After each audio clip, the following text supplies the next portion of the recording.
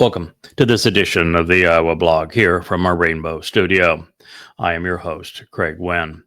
We're continuing our presentation of the gateway back to the Holocaust because the imposition of a Palestinian state, which is really nothing but an ethnic slur calling for genocide of Jews, is suicidal for Israel.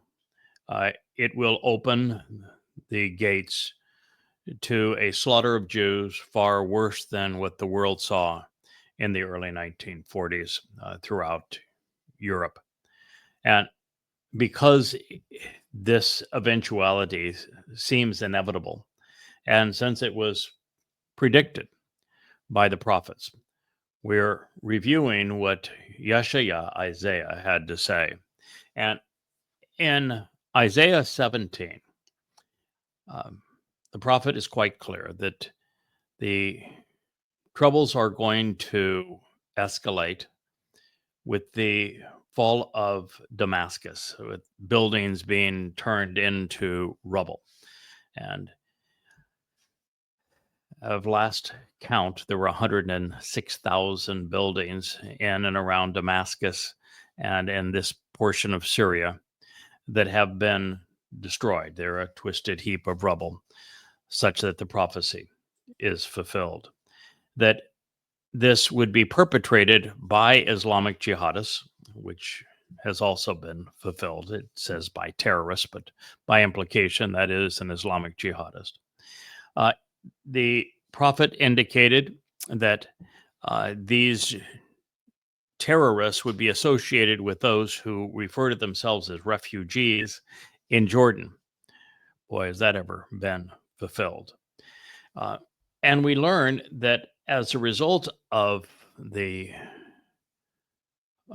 fall of the government out of Syria, which clearly has also happened, prophecy fulfilled, that the world would propose and impose, forcing Israel to sacrifice its heart for the pretense of peace, thinning the nation at the waist and making Israel indefensible, which is why I call it the gateway to the Holocaust. This is not a two-state solution. This is the dissolution of the state of Israel.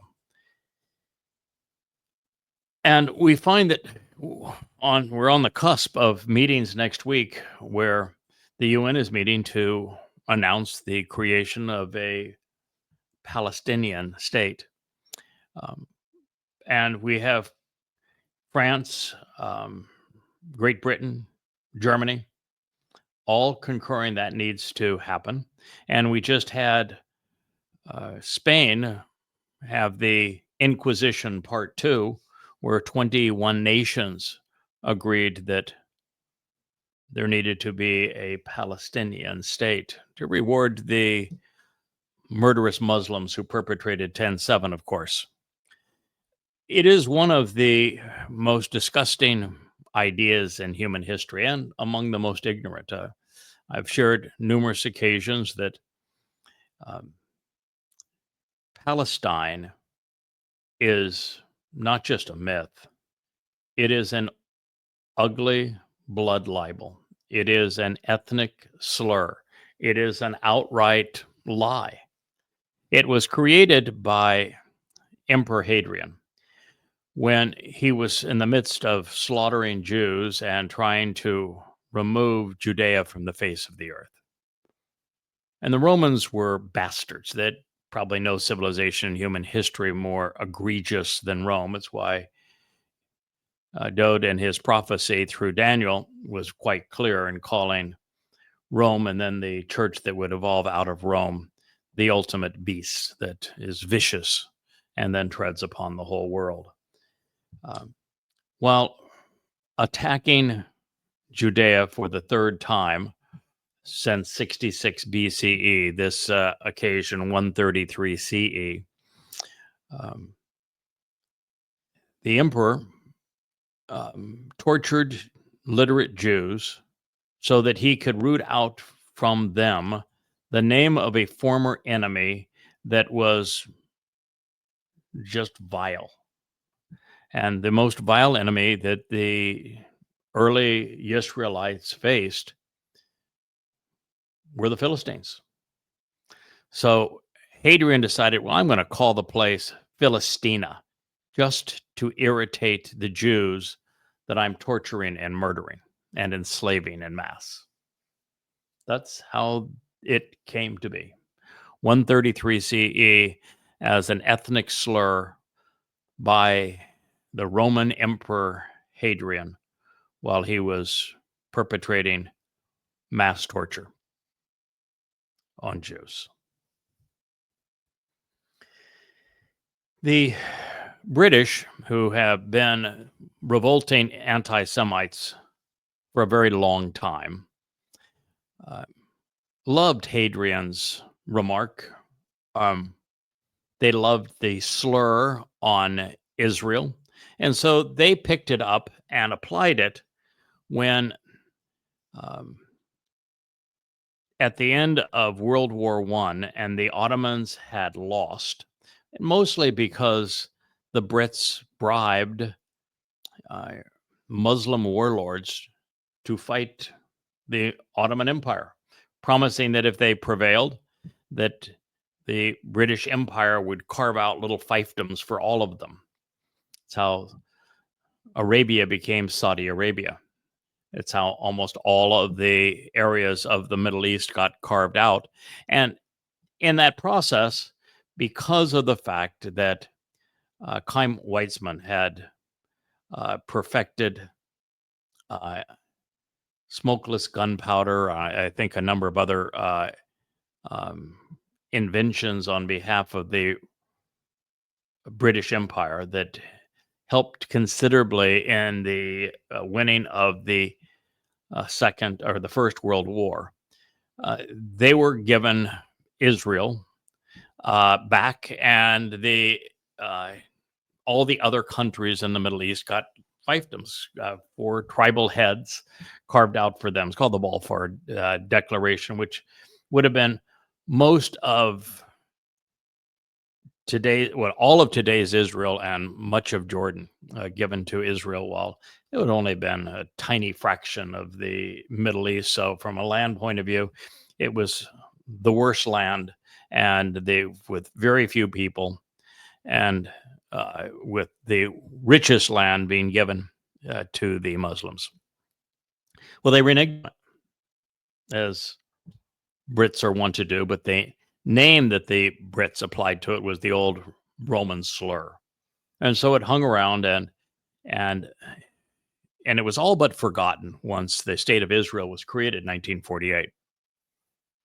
And as it would turn out, with Russian arms, the collective strength of all Islamic nations around Israel failed in 1948 to destroy the nation of Israel. By attacking Israel in 1948, of course, they completely nullified any agreement that the UN had made restricting Israel. You know, if you say that I propose an agreement that you get this part, and you divide things this way, and those people that don't like the agreement, in this case the Muslims, try to obliterate you, then they can't go back and say, okay, I know we lost the war, but now we want those old terms back. Yeah, doesn't work that way unless you're insane, which, well, Marxists today and Muslims seem to be. The Muslims lost again in 1967 with the Six-Day War, which was, again, all Muslims against Jews. And although the Jews were outnumbered 100-1 and outgunned by a similar margin, the Jews won again. So the Muslims and the Marxists that were supplying their weapons decided for a different ploy, and this different ploy was, let's dust off the old moniker that Hadrian had used, and we'll call the Muslims living in and around Israel Palestinians. And the entire purpose was singular: to annihilate Israel, to exterminate all Jews. That was the only purpose of it, to do so through terrorism, through the PLO. But what's sad is that over time, Jews themselves began to use that name. The media still use the name. Politicians use the name. I've been telling Jews for the last 20 years that by continuing to use this racial slur, that they are guaranteed to suffer the consequence, which is the imposition of a state under the name of that slur. And you just can't get Jews to listen. I've gave them every reason. I have done everything I can to convince Jews you can never use that name. It is an ethnic slur against you. But Jews are a special kind of crazy because, well, look at the symbol of Israel, that blue star, which they call the Star of David. It's not the Star of David; it's the Star of Bar Kokhba, and it's the very symbol that Jews were harassed under and slaughtered under, had genocide perpetrated against them when they were forced to wear that symbol. And yet that is the symbol that they parade around under. And it's just, God, how can you be that suicidal, that self-harming? Clearly, using Palestinian is self-harming. And now, Israel, you're going to catch the blunt of it. And I've also told Jews that if you don't recognize that your enemy is Islam and that Hamas is just a symbol, as is Hezbollah, as is the PLO, as is Fatah, as is the Mother Brotherhood, as are Egypt and Syria and Lebanon and Iran and Saudi Arabia et al., that they're just symptoms of a root cause, Islam, that has been at war with you for all of its 1,400 years, perpetrate genocide against you in Arabia. If you can't recognize that, and that those two ugly scars on the Temple Mount are nothing but trophies to the subjugation of Jews, and you don't even have the courage to remove them, and you don't have the wherewithal to say, our enemy is Islam, therefore we cannot bomb Hamas out of existence. I mean, it's that simple. Every Gazan is a Muslim. Hamas is Islamic. It doesn't matter how many of them you kill, there's always more of them. You can't win this war that way. And by continuing to fight this war this way, exactly what I said was going to happen. You not only make more jihadists worldwide, where there's probably 20, 30, 40, 50 times more than you actually killed, now wanting to kill you, but you turn the whole world against you.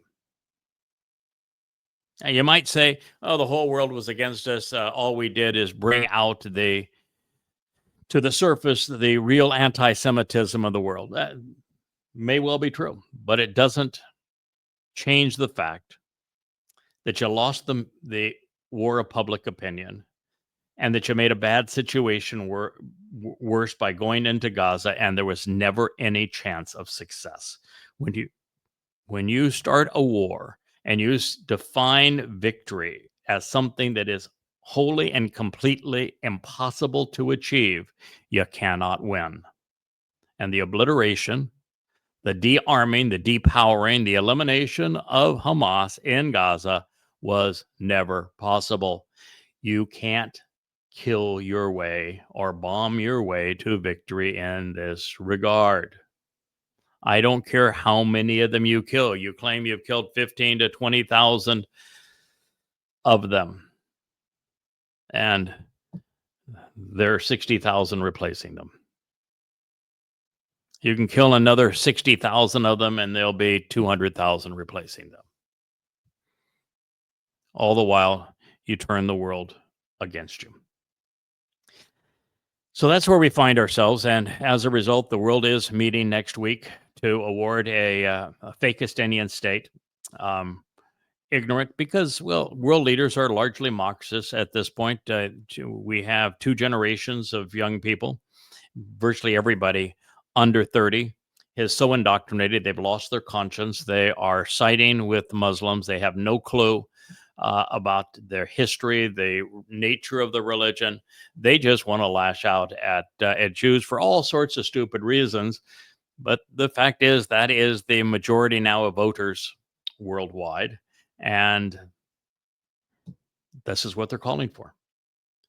And heretofore, Israel had an ally, even with America being unwilling to allow Israel to win any war, and ultimately putting Israel in jeopardy by the way it throttled Israel's defense and the way that it armed Israel's opponents. The United States would always veto such aggressive actions in the United Nations. But there's something that's changed. You have a crazy man in the White House now. And unfortunately, it's a crazy man that Israel trusts, which makes him the most damaging of all, because he's your next new Neville Chamberlain. And this crazy man in the White House, he has been bribed to the tune of $16.5 billion.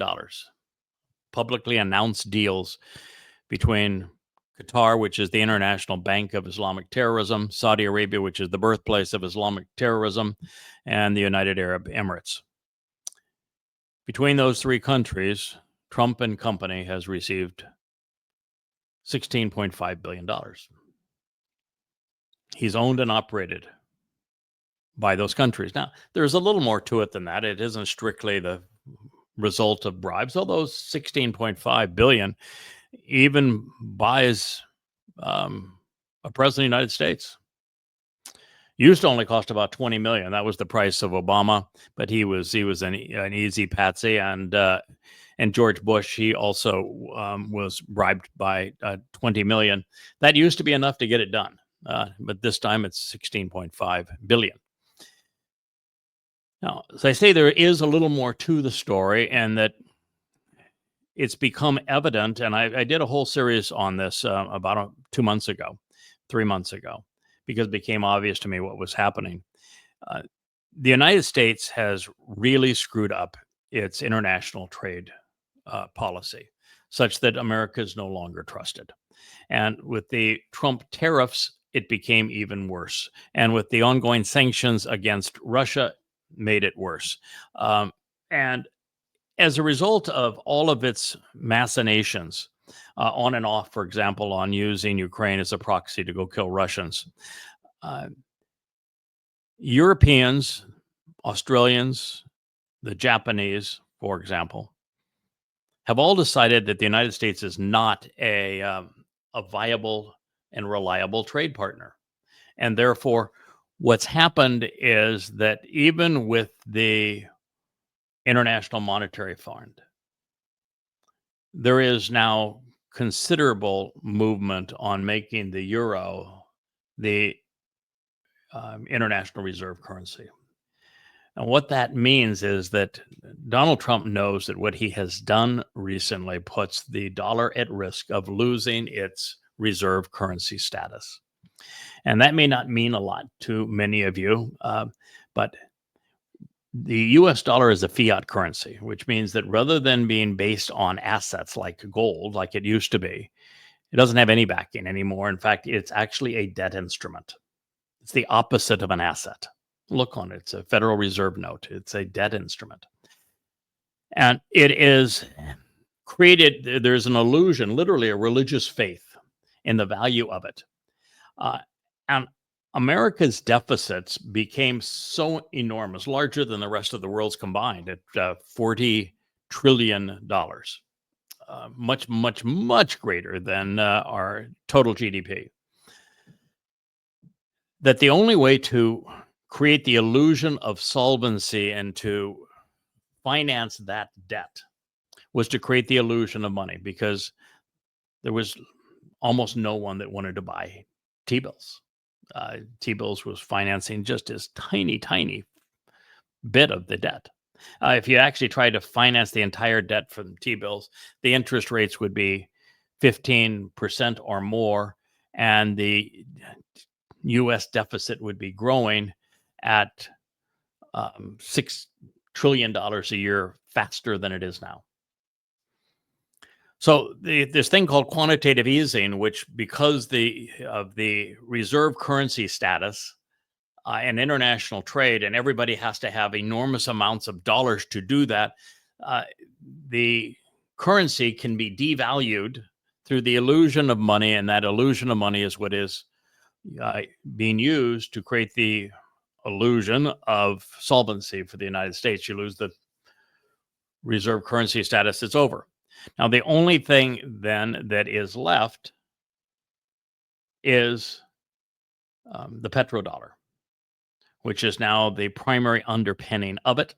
And so that's why Donald Trump plays into the hands of the Saudi Arabians, because they are the dominant player in maintaining petrodollars. And even though they're selling oil now under many different currencies and have flirted with BRICS, Saudi Arabia and Mikey, MBS,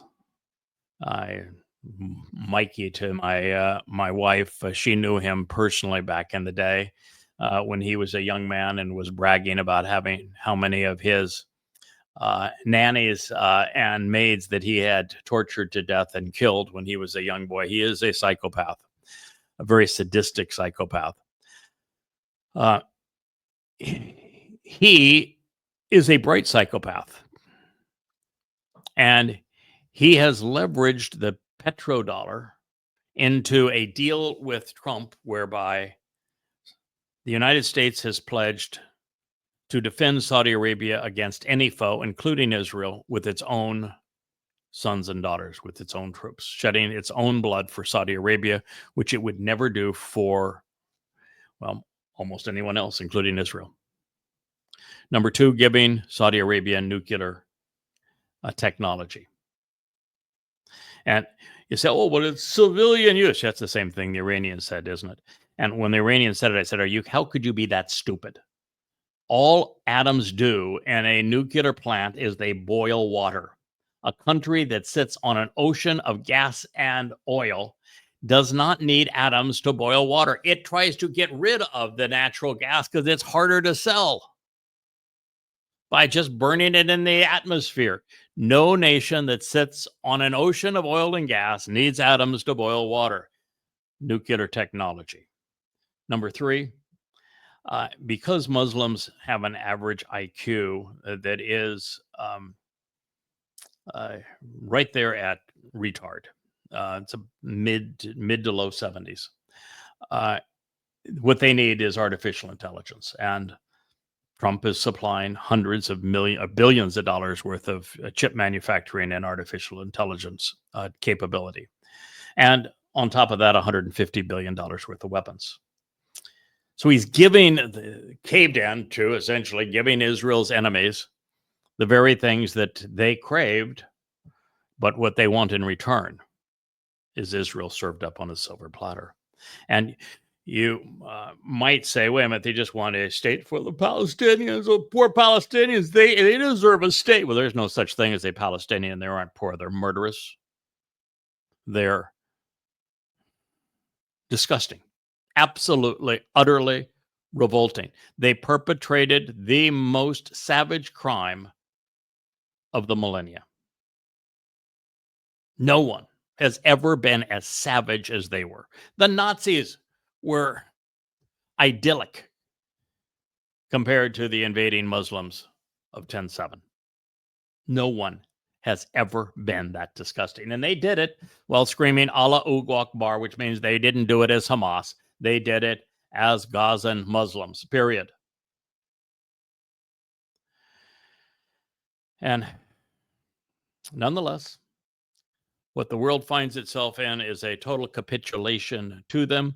And when they're given a state carved out of the heart of Israel, it isn't for the purpose of them having a homeland and living in peace and prosperity and freedom besides the Jews, who will be protected and live in peace and a harmony, because all it means is that the IDF will no longer have the ability to control arms shipments there, and there will be hundreds of thousands of Islamic jihadists that will flood not only into Israel from outside of Israel, but from inside of Israel, armed to the teeth as a result of the creation of that state. That is what the Saudi Arabians know. That's what the Qataris know. That is the reason that the Muslims in Gaza perpetrated 10/7.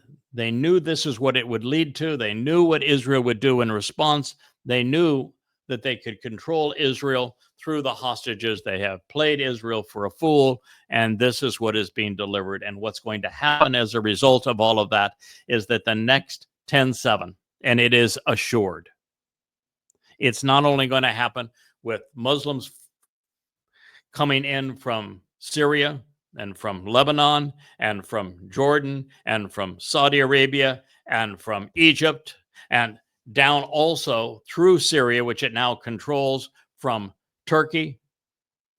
But for the most part, those Muslims are going to replicate what they did on 10/7, and they're going to be joined by hundreds of thousands of Islamic jihadists from inside Israel, from this newly afforded Islamic state of terror known as the state of racial slur called Palestine.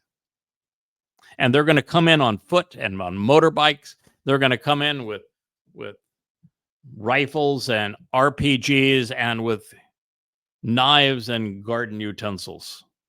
That's what's going to happen.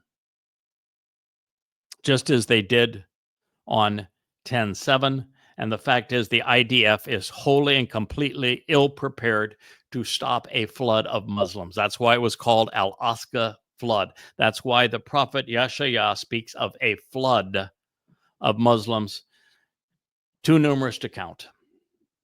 More than there are bullets in all of the IDF possession, all flooding into Israel, and it's going to come from the inside out, not just from the outside in, as a result of this state of Fakistan. That's the purpose of it. So what I want is I want you to know what is coming. So as I was sharing through Yeshaya, in addition to predicting that all of this was going to happen and that the heart of Israel would be carved out, that Israel would be narrowed at its waist and become indefensible because of the machinations of world politicians, he said it was going to happen before the Shabuah harvest. And the Shabuah harvest, it's called Shabuah Sevens. It happens 7 years before year 6000 Yah, when the Messiah died and Yahweh returned to their people on the day of reconciliations. And so the Shabuah harvest, 7 years before 2033, which is year 6000 Yah, is 22 May, a Shabbat in 2026. 12 months from now. Which is why I have been warning all who will listen that an imposed state of Fakistan is going to be shoved down Israel's throat prior to that time. And therefore, the United States is not going to veto this bill. Now, could it veto the one that's coming up here between June 2nd and June 4th? Sure, because we have a year. Will they? I'm not so sure. Maybe, maybe not. But I know what Trump is trying to do. What Trump is trying to do is appease Israel by saying, I got your hostages back. We ended this war. Aren't I great? Now let's solve it let's do the ultimate deal and give these poor Palestinians a state, and we'll promise to protect Israel. And they'll believe him, and they'll accept it. And 2/3 of Jews will commit suicide. That's what the prophets are telling us. So when we move through the timing of it, the next thing that goes on is presented in the 18th chapter of Yeshaya. It's a continued story. And the prophet uses somewhere between, well, initially there's 50. I don't know what the total is. We'll find out because we're going to go through the material. I've forgotten the exact number, but initially there's 50. Very specific attributes that Yeshaya uses to describe the nation most responsible for betraying Israel and making it indefensible, that begins a world war and leads to the beginning of the time of Israel's troubles. And what the prophets say is the death of 2 out of every 3 Jews, and a more horrific experience than at any time in world history. And so Yahweh is none too pleased with the nation that he views as most responsible for this. And since he has seen the future in our past and reported to us 2,700 years ago exactly what was going to happen, we know that the United States is the lead instigator in taking Israel back to the Holocaust. Speaking of this nation, the prophet in the 18th chapter, this is a continuation of the second statement, says, it, speaking of this nation, aggressively conquers and subdues, trampling people down and kicking them out. Wa mebush. It is antagonistic and destructive. It treads others underfoot while imposing its will, often partnering with enemies, subduing those it can control, causing their downfall. It is polluted and rejected, blind and loathsome, seen as educating the world while stripping it bare from bush, desecrating most everything of value, while in the manner of a blind and oblivious child, imposing its will, ruining lives while destroying countries. I'm here to tell you that what we have witnessed in Donald Trump recently, in fact, just bring this to prove the point. What Donald Trump said that Putin was crazy and demeaned Putin, and then wrote in all caps that he was the only person keeping really bad, really bad stuff from happening to Russia. And that if Putin didn't heed his warning that really bad stuff was going to happen to Russia because Putin is now crazy. That is the rhetoric of a spoiled child. That's the rhetoric of a bully and a brat. That's the rhetoric of a nincompoop. I mean, beyond the fact that Putin didn't start this war, the United States did. We going back 17 years, and the proof is overwhelming. I posted it on X. I posted it on Facebook. I've talked about it on these programs. The fact is, the evidence is undeniable and overwhelming that the United States, going all the way back to George Bush, orchestrated this war using Ukraine as a proxy, overthrew their elected government, and provided the weapons to go kill Russians. And then expanded NATO across Europe to the point that Russia was given no choice. We're playing the Cuban Missile Crisis all over again, but this time with absolute immoral idiots on one side. Now, I don't care what you think of Putin. I understand that in America and in Europe, Putin is created and Russia is presented as the boogeyman, because politicians thrive on blaming everybody else but themselves for all of their problems, and Russia has always been the convenient boogeyman. But here's the reality. If you study Putin and you listen to him, he's always prepared. He's always polished. He's always under control. And he is the opposite of crazy. Well, Donald Trump is never prepared. He flip-flops from one position to another one day to the next. He is rude in his rhetoric towards other people. He is domineering. He's as crazy as anyone who has ever been in the White House of the United States. But let's just say that you don't believe me, that you think that I'm politically motivated somehow to say the opposite of what's true because you're a MAGA. And the fact is, I'm apolitical. I'm going to expose and condemn both sides of every political debate when they're wrong. When somebody does something that's right, I will commend them. And I commended Trump on many things as a result of that. Just as I have condemned Biden and cackles on every occasion.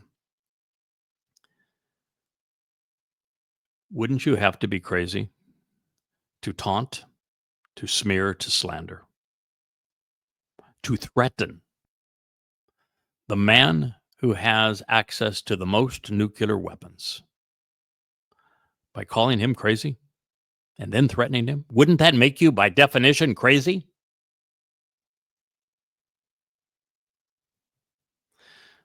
Donald Trump represents almost everything we have read.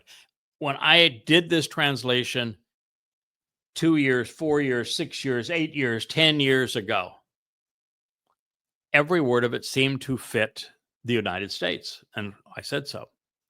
But now it doesn't just fit the United States. Now it is a portrait of the President of the United States. Goes on to say this, to reveal the way and to provide reference, which leads to where to find this country, this eretz, this land and territory. It is divided, baza, cut through by rivers, naharim, streams of flowing water. This is 18.2, still in part.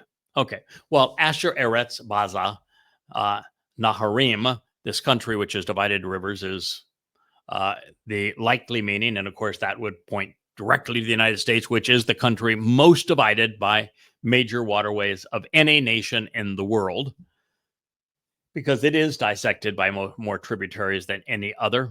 The other meaning worth considering is that Asher Eretz Baza Naharim would be to reveal the way, to provide a reference which leads us to where to find this country, because it is seen as contemptible and despised for having traveled so extensively and tread upon others.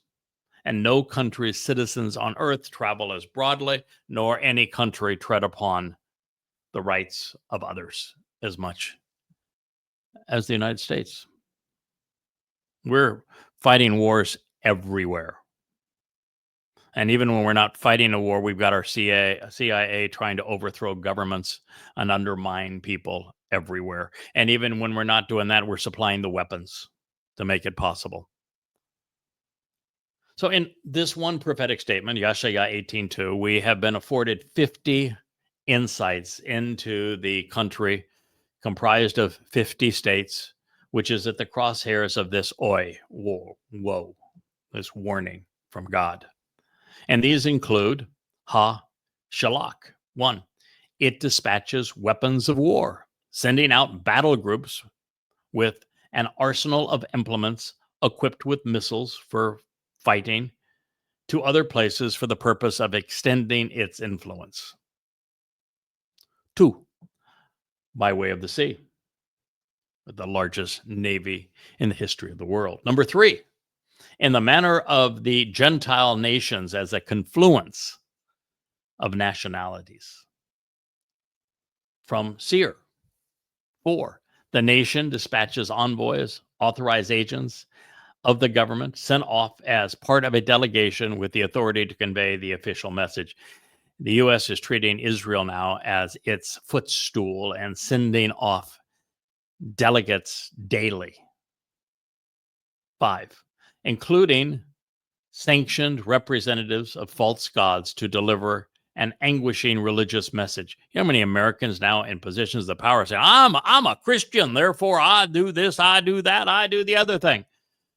Mr. Christ never existed. Number 5, including sanctioned representatives of false gods, so that's the one I've just shared, to deliver an anguishing religious message. Number 6, under the guise of protection, which causes great distress and anxiety because world events will pivot upon the provisions upon which the delegation will insist, and the unintended consequences of almost all American intervention and malfeasance are now legendary.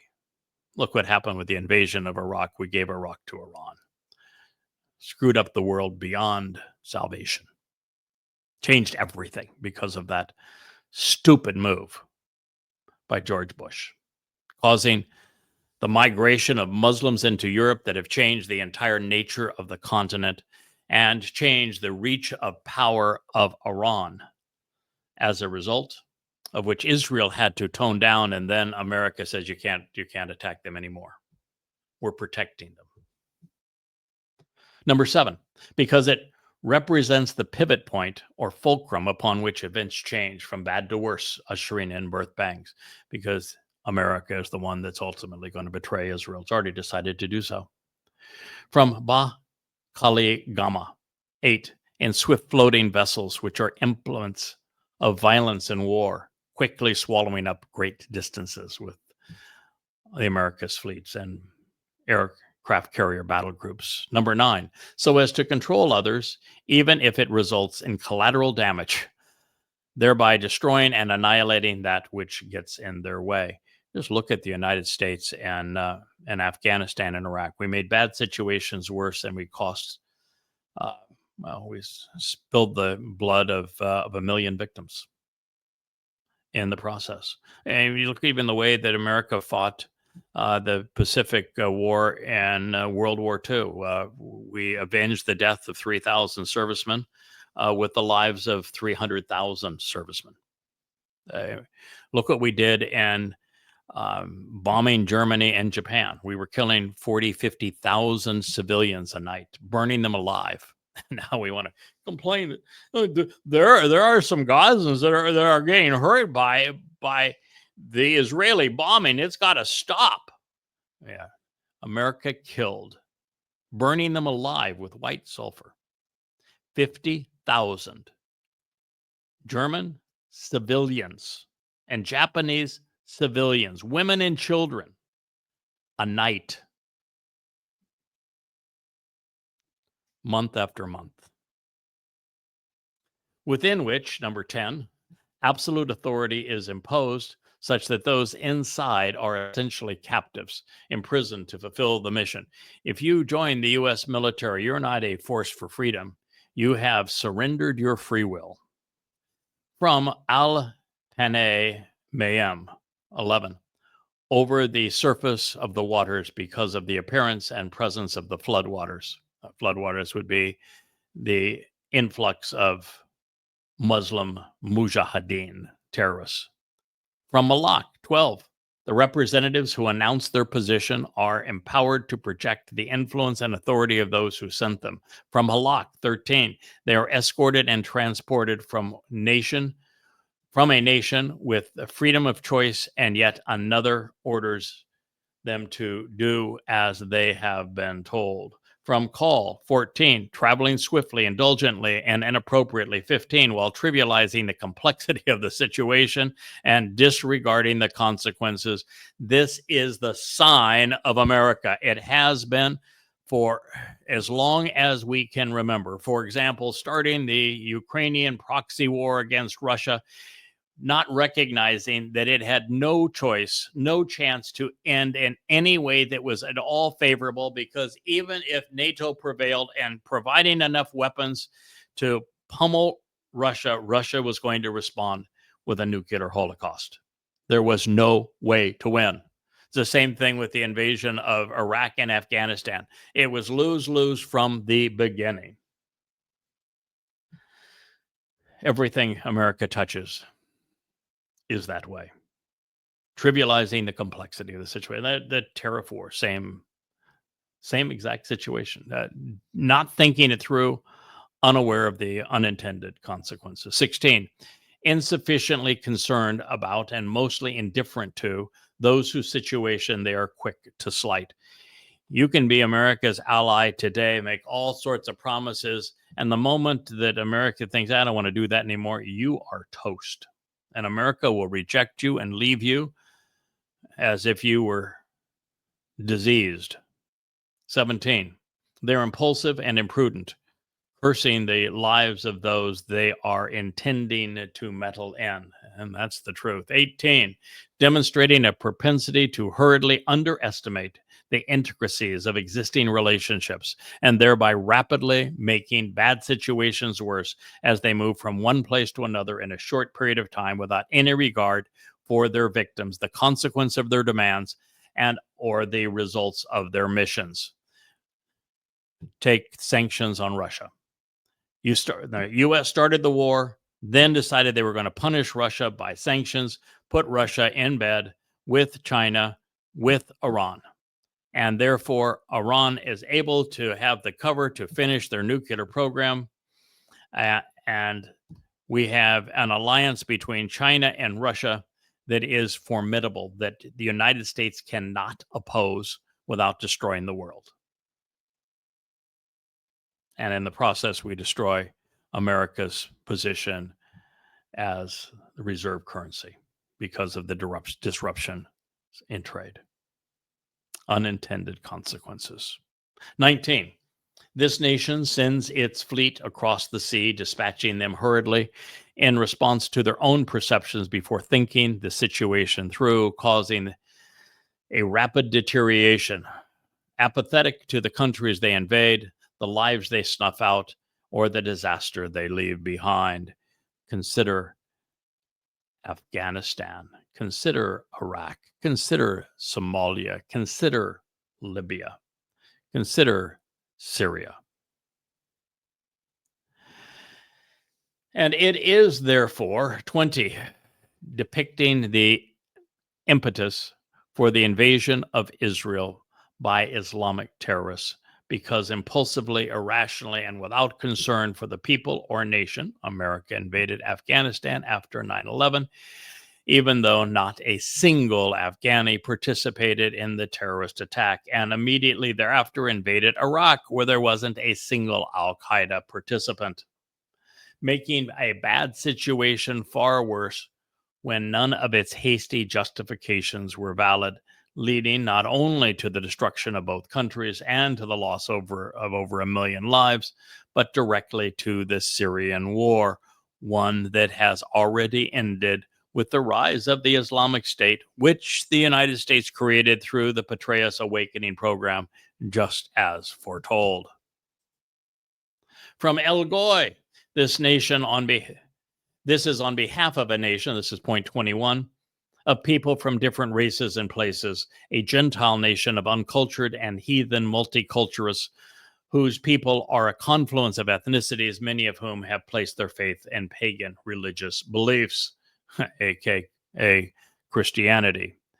From Mashak 22, who are wont to consistently take the lead, directing others, extending their reach and influence. 23, who have a prolonged desire to take things away from others. 24, who are actively involved out in front, enticing and directing others at considerable cost. 25, who have a propensity to engage in the world as if it were their own, habitually seizing whatever they desire. Going to make Greenland a state, going to make Canada a 51st state, going to reclaim the Panama Canal. What's next? Gaza is going to be part of America. 27, continue removing people from their land, initiating and directing the seizure, acquiring great wealth in the process. Yeah, there was an entire nation of indigenous people in North America, all of which the United States invaders either exterminated or turned into essential impoverished slaves. 27, continue removing people from their land. 28, prone to believe in an altered state of reality while overextending and enriching themselves. 29, who are tall on average. 30, exceedingly immodest, and 31, intoxicated with themselves. And from Morat, 32, they are scrubbed clean, well scoured, and overly concerned about personal hygiene. 33, their bodies are smooth-skinned and shaven, so hairless they appear polished, and are typically beardless, and many have shaved heads, as contrasted with Israelites, who are hairy and often bearded. Number 34, yet are typically reckless with weapons, sharpened and gleaming. 35, they rush headlong and are headstrong, participating in perverse actions as a fierce and vehement people who are fond of their military's burnished weapons. Look what we did in Yemen. All we did is pounded Yemen, making a bad situation worse, accomplishing nothing of a worthwhile. Then we claimed victory because we sailed away and allowed the Yemenites and the Houthis to continue to send missiles into Israel because, quite frankly, Trump doesn't give a crap about Israel. From El Amyeri 36, these people and this nation, along with its army, this citizenry based upon familiar religious and political ties, are frightening and are feared as dreadful, while at the same time respected for their awesome power, because they cause great distress through intimidation, but are also venerated and revered by some for their achievements, capability, and status. 37, especially the awesome sight of their missiles shooting through the air. From the phrase men hu wa hala'a, 38, from here to there and beyond at a future time, from a considerable distance away and out of a future period, emphatically describing one individual entity from a place and time considerably outside the current reference of the writer, which would have been in Jerusalem.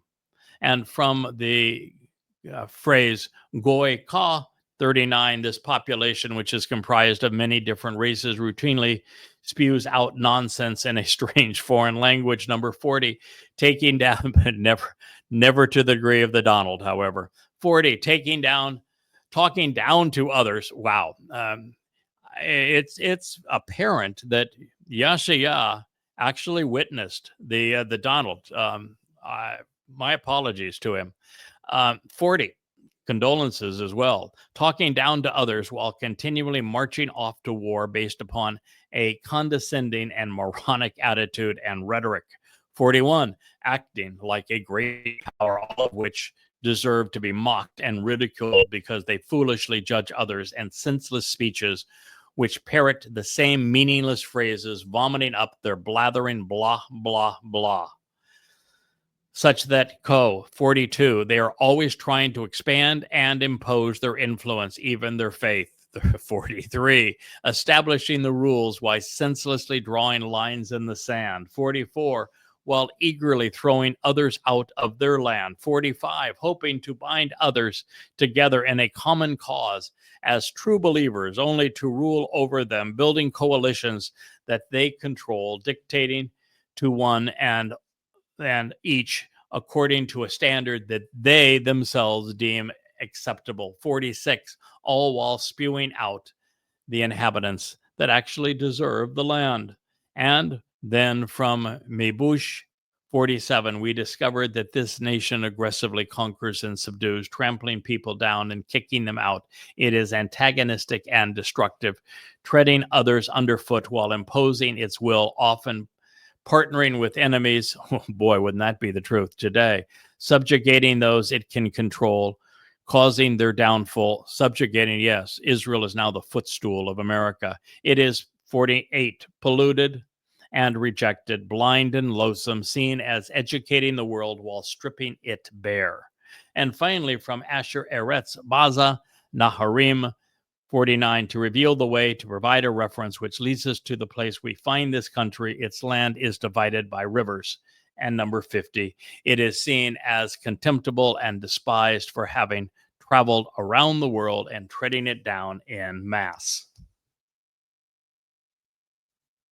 How many interconnected coincidences do you have to see? I think somewhere along the way, you just need to roll over and recognize, okay, you got me. It's the United States. And this was all delivered under a woe for being the nation most responsible for arming Israel's foes, putting Israel in a vulnerable position by never allowing it to defend itself, and then sacrificing the heart of Israel as the next Neville Chamberlain to achieve peace in our time by opening the floodgates of war. Yahweh is not pleased. If you're an American, you ought to be shaking in your sandals.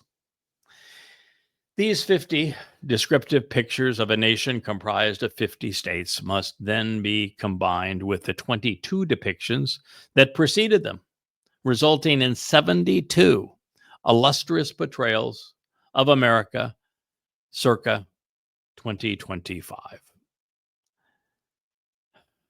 No other nation even warrants consideration. While the Roman Catholic Church is religious Babylon, the United States is political Babylon. We know from these words, that this nation on the far side of the world, when viewed from Jerusalem, projects its influence using its fleet so that it should be noted that the United States has the largest navy in the history of the world. The nation deploys 12 massive aircraft carrier battle groups to swiftly project its power far and wide, more than the rest of the world combined, and more are under construction. We should not be surprised by the reference to rapid gunboat diplomacy. No nation has ever deployed a more capable or more fearsome arsenal of oceanic and airborne weapons, often combined into one, than the United States of America. It is perhaps why the nation is both feared and revered, sometimes respected, but oftentimes seen as intimidating. A few years ago, WikiLeaks made the thousands of cables between American ambassadors and the U.S. State Department available, and it revealed cold, arrogant, and immoral attitudes pervasive in the country's envoys. These disclosed, once secret documents revealed that the United States remains oblivious when it comes to the consequence of its actions. For example, very few Americans acknowledge that the country's invasions of Afghanistan and Iraq were based on a web of lies, and that both military incursions were completely counterproductive and made very bad situations infinitely worse at the loss of thousands of American lives and millions of other innocent lives. And yet, this reality is why so many American troops are committing suicide. States representing 40% of the U.S. population, documenting less than 70% of the military suicides in those states, report 22 per day, revealing that the actual number must be over 80 suicides daily amongst former military. When this is extrapolated over the 17 years since America began returning, from Afghanistan and Iraq, it equates to an astonishing 300,000 American troops taking their own lives as a consequence of what turned out to be foolish, immoral, deadly, and destructive, counterproductive invasions. 300,000. You want to have a Memorial Day celebration? Think on that. The world is filled with Goyim, Gentiles, but one nation and only one nation is known for expressly accommodating racial diversity, America. It's the melting pot. It has grown by beckoning people from around the world. And in this prophecy, Goy, a nation of many races, is singular. Therefore, the warning is to one country, which is why it's not to the European Union. It's America. While many nations have a history of drug and alcohol abuse, the war on drugs has become synonymous with the United States. Its citizens remain the leading consumer of mind-altering narcotics, prescribed recreational and deadly drugs. The U.S. prison population is the largest in the world in aggregate and per capita, with the most inmates being incarcerated for drug-related crimes. America is the leading consumer of cocaine, heroin, and fentanyl. According to the World Health Organization, overall drug use in the United States is the highest in the world. Recently, the U.S. DEA announced that prescription drug abuse had become the nation's biggest and fastest growing problem and cause of death. It is interesting to note that while Americans are the most intoxicated people on earth due to the prevalence and the quantity of treatment facilities, the nation ranks 29th worst out of 192 nations in overall deaths from illicit drug use. Should you be interested, the leaders of this awful fate include a number of Islamic nations where life isn't worth living, among several of the most devoutly Christian nations on earth as well. Afghanistan, Yemen, Guatemala, Laos, Cambodia, Morocco, Libya, Georgia, Somalia, Iraq, Pakistan, Kazakhstan, Tunisia, Lebanon, Tajikistan, Egypt, Serbia, Myanmar, Iran, Sudan, Austria, Syria, Ukraine, Bangladesh, UK, Nigeria, Russia, Bosnia, Ireland, and then the US. Since it was mentioned relative to the height of nations that border on the north of the Baltic seas and are home to the tallest people on average. But after the frosty Netherlands, Denmark, Norway, Sweden, Lithuania, Estonia, Finland, and Germany, with these heavily Baltic peoples averaging 6 feet, the United States boasts the second highest temperate zone population at nearly 5 foot 11 inches, or over an inch taller than the average Israeli. While I could not find a ranking for personal hygiene, I found ample evidence that Americans not only spend more money per capita on cleaning and cosmetic products, but there is also a growing emphasis on being clean shaven, to the point of spending time and money to remove body hair from most everywhere. A growing number of men have shaved chests and heads. So, considering the propensity of Israelites to be the principal foes of Arab Muslims, and then to be relatively short in stature, overly hairy, typically bearded, and inadequately bathed, Yahowah's description and his terminology seems fitting for this new and different foe as well. Now, I've traveled in nearly 175 countries, and I've gained a perspective on how others view the United States. The first word that comes to mind is arrogant. The second is obnoxious. The third is clueless. For example, Russian President Vladimir Putin took U.S. President Barack Obama to task in an open letter published in the New York Times for promoting the egotistical notion of American exceptionalism, the idea that Americans were and remain superior to all other nations. Yes, there was once a time when the United States was the world's bank, the most prosperous nation on earth, but now, having overextended itself, it is bankrupt. You just don't know it yet, but it is, and you will experience it soon, having squandered its children's future with its national and state debt soaring above, well, between the two, $60 trillion. I wrote this particular narrative a matter of 4 or 5 years ago, and it was 20 trillion at the time. It grew to 50 trillion during the an edit a few years back. 170% of its GDP, and now it is over 60 trillion between state and federal debt. And while Americans are told that the nation is a force for good, that the country's spy network is protecting Americans, and that its military and diplomats have been deployed everywhere to bring peace to the world, the fact is they've brought fire and disaster at everything they've touched. Americans think themselves as the most generous nation, but historically, that has not been true. The first colonists took America from the native peoples, brutalizing them in the process. And when the Indians resisted to manifest destiny and said that that's not right, America stole Texas, New Mexico, Arizona, and California from Mexico by waging a war against them.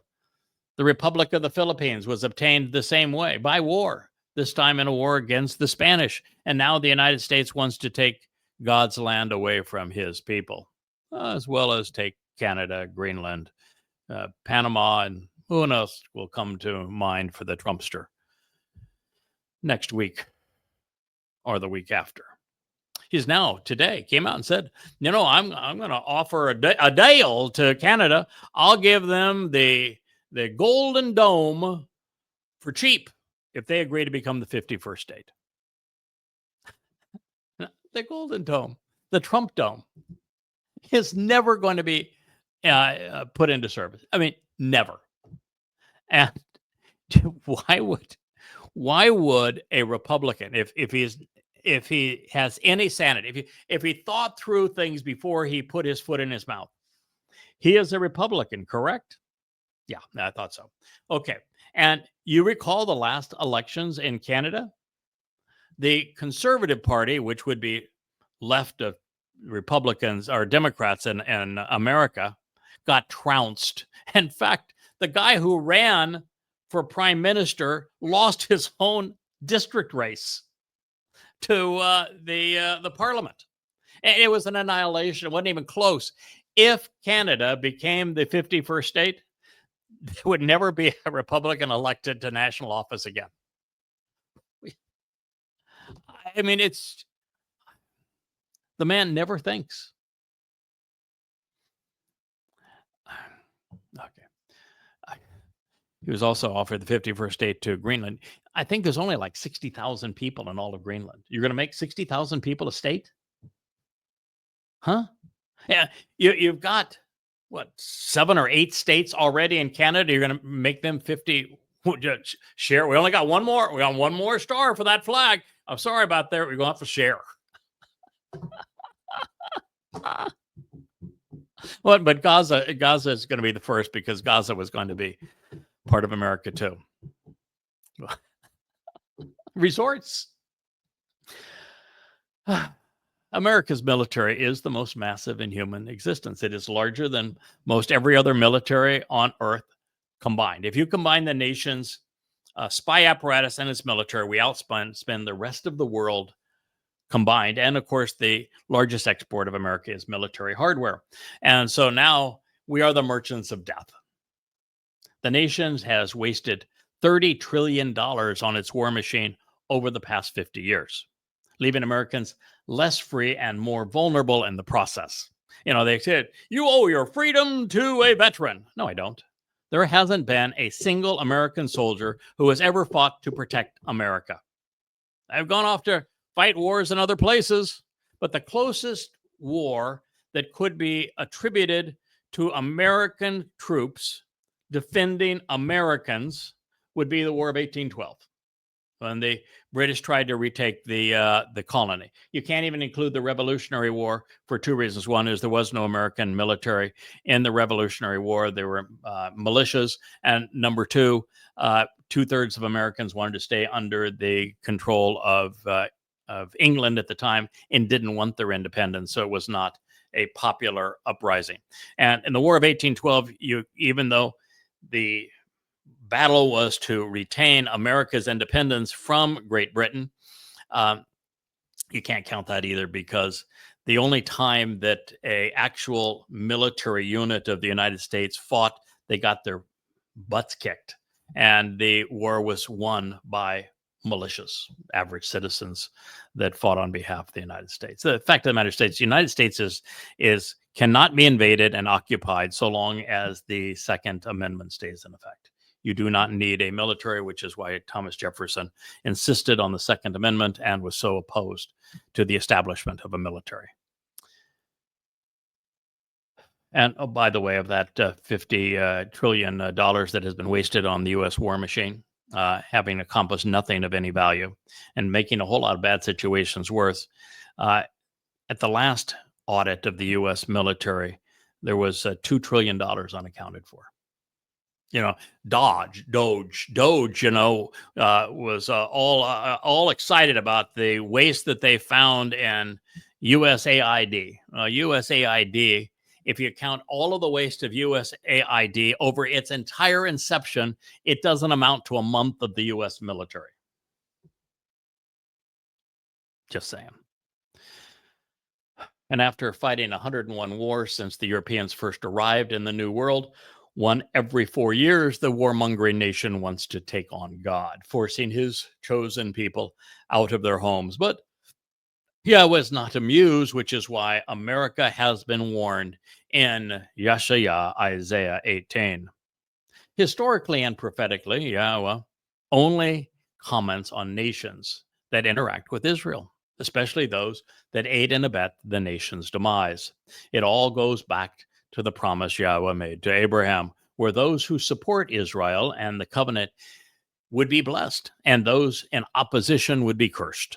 From God's perspective, the United States of America has become the people's most destructive adversary because they relied on America, and America betrayed them. From this viewpoint, do not lose sight of the fact that in addition to the United States instigating the wars that are currently engulfing the Islamic world, especially the proxy war that was just recently waged by terrorists in Syria, the ongoing mess throughout the Islamic world. Look at the Islamic gangs that are vying for control over Libya after we ousted Muammar Gaddafi. Look at the fact that we gave Iraq to Iran by invading Iraq. Look at what we've done to empower the Taliban now all over Afghanistan as a result of that failure. The mess that we left in Somalia. No matter where you turn, it's just a disaster. And you look at Pakistan, which the United States makes it possible for the Muslims to impose their draconian rule there by supplying all the weapons. The United States supplies the preponderance of weapons that are being wielded now against Israel. And the reason that happened is if you go back to the wars that Israel originally fought, their adversaries were wielding mostly Russian weapons. And the United States stopped all of that. The reason the United States kept Israel from winning those wars and keeping the land that they had confiscated as a result of winning those wars is what America wanted is for Egypt and for Syria and for Jordan and for Saudi Arabia and all of these Islamic nations that had combined to fight Israel. It wanted them to all stop buying Russian weapons and to start buying American weapons. And the only holdout was Syria, which is why the United States allowed the Islamic State to bludgeon the Assad regime because the Assad regime was the last holdout. It's all about buying U.S. weapons. That is our policy. It is an unpopular truth, but the fact remains that almost everything the United States has done in the past 50 years, militarily, politically, and economically, has been ill-conceived and counterproductive, all leading up to the two biggest blunders in the nation's history. The invasions of Afghanistan and Iraq, which led to the absolute transformation of the Islamic Middle East, such that it became this powder keg poised for world war via the machinations that are now occurring in Syria. And the U.S. military once again trampled people underfoot in an ill-fated attempt to impose the nation's will. And while these suicidal misappropriations of force made the U.S. more vulnerable, the realization is that it will lead to America sacrificing Israel to the Muslims, throwing the rightful inhabitants of the land under the bus, which is engendering Yahweh's anger. And it will turn out to be irrevocable, instigating World War III. This politically, economically, and military inspired capitulation to evil is going to be fatal.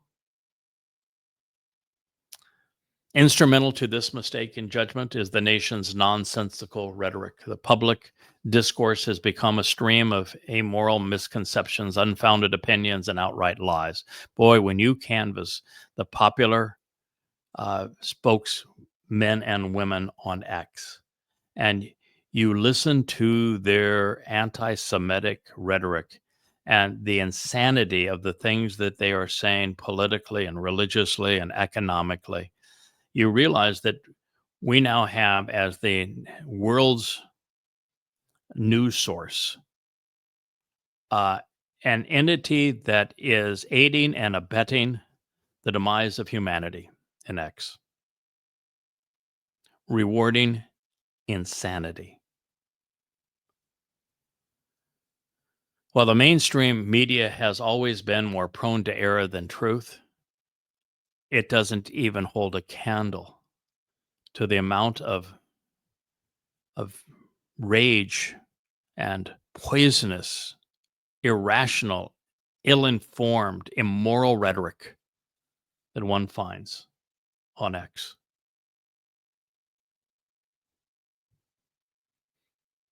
The final depiction, that of a land divided by rivers, also fits America, as I have said. If it were river singular, the U.S. would have competition from Africa and South America with the Nile and the Amazon, but not when the term is plural.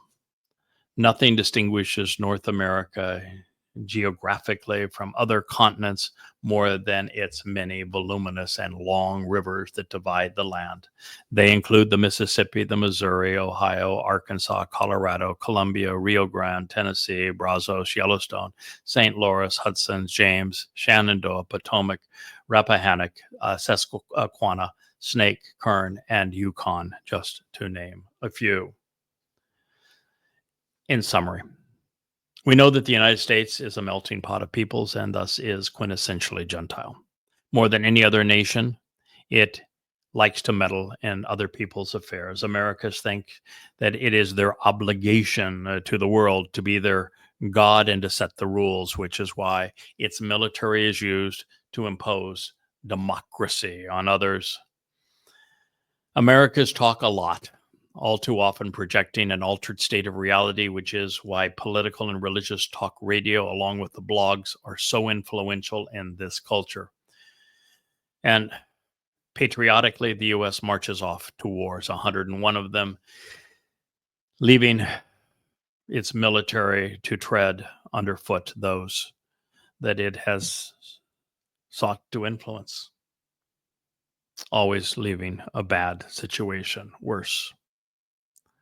Even in Europe in World War II, the way that America waged that war, it left Europe worse off than we found it. Yeah, Adolf Hitler was one really bad dude, but Stalin was worse. And we fought that war in a way that half of Europe was left under the control of communists. Before we press on, let's consider where we have been. The 18th chapter of Yeshayah commences with this profoundly important prophecy. And I'm going to go through this one last time. I know I'm pushing well beyond the hour that we typically try to limit this show, but I would like to stay on this while we're focused.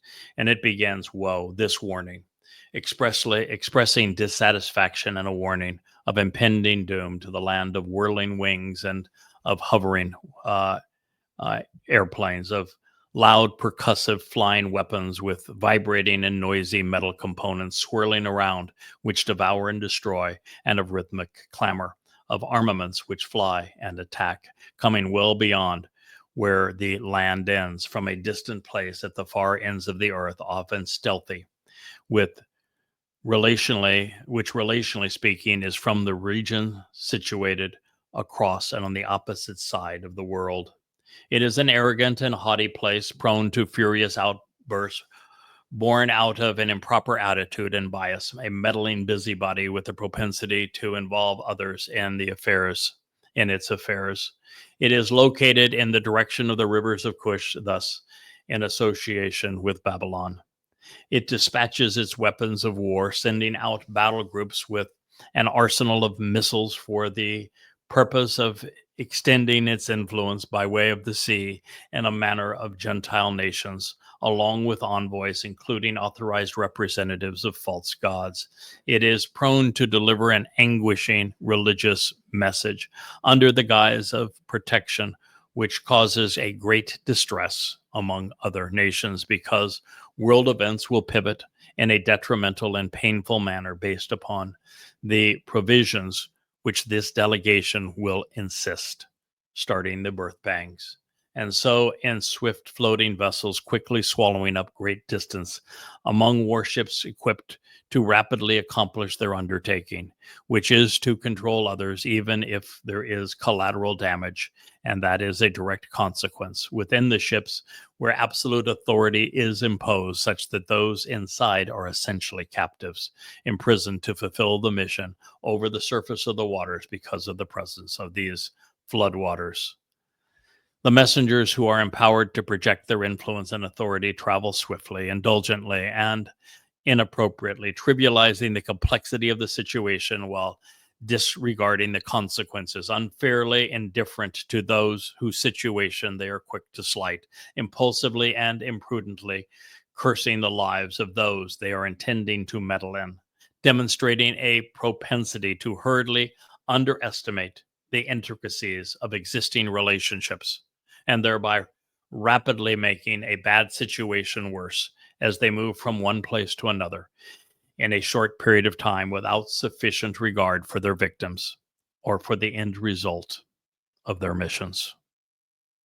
This on behalf of a nation of people from different races and places who are wont to consistently take the lead, directing others, extending their reach and influence, who are actively involved out in front, enticing, directing others at considerable cost, who have a propensity to engage in the world as if it were their own, habitually seizing whatever they desire. This nation seeks to control coinage and thus the means to commerce and to trade, acquiring and holding vast sums of money, continually removing people from their land and acquiring great wealth in the process. They are prone to believe in an altered state of reality while overextending and enriching themselves. They are also typically tall, immodest, and frequently intoxicated.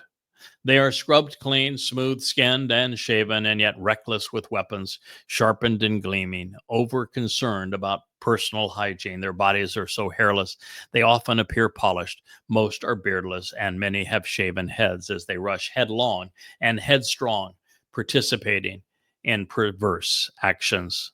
They are fierce and venomous, people who are fond of their military's burnished weapons. These people are frightening and feared, even dreadful, while at the same time respected for their awesome power, causing great distress through intimidation via shock and awe. But they are also venerated and revered by some for their achievements, their capabilities and status, especially the awesome sight of their missiles shooting through the air from here to there and beyond in a future time. This population, which is comprised of many different races and places, routinely spews out nonsense in a foreign language, talking down to others while continually marching off to war based upon their condescending and moronic rhetoric. They act like a great power, all of which deserves to be mocked and ridiculed. They routinely parrot the same meaningless phrases, vomiting up their blathering blah, blah, blah, and thus they must be disparaged and derided. They are always trying to expand and impose their nation's influence, even the nation's faith, establishing the rules while senselessly drawing lines in the sand. And yet they imprudently throw others out of their land. It aggressively conquers and subdues, trampling people down by kicking them out. It is antagonistic and destructive, treading others underfoot while imposing its will, often partnering with enemies. It will subjugate those it can control, causing their downfall too. It is polluted and rejected, blind and loathsome, seen as educating the world while stripping it bare. This is a desecrated place of blind and oblivious children, imposing their will, ruining their lives while destroying countries. To reveal the way and to provide a reference which leads to where to find this country, it is divided by rivers, which also are indicative of a large population of people who travel extensively. Yashaya Isaiah 18:2. Goodbye, America. The not so great, after all. I thank you for listening to the conclusion of this, the gateway to a return to the Holocaust as a consequence of what we're witnessing now. Millions of Jews are going to die, and the casualties among the Goyim will be in the billions. Thank you for listening.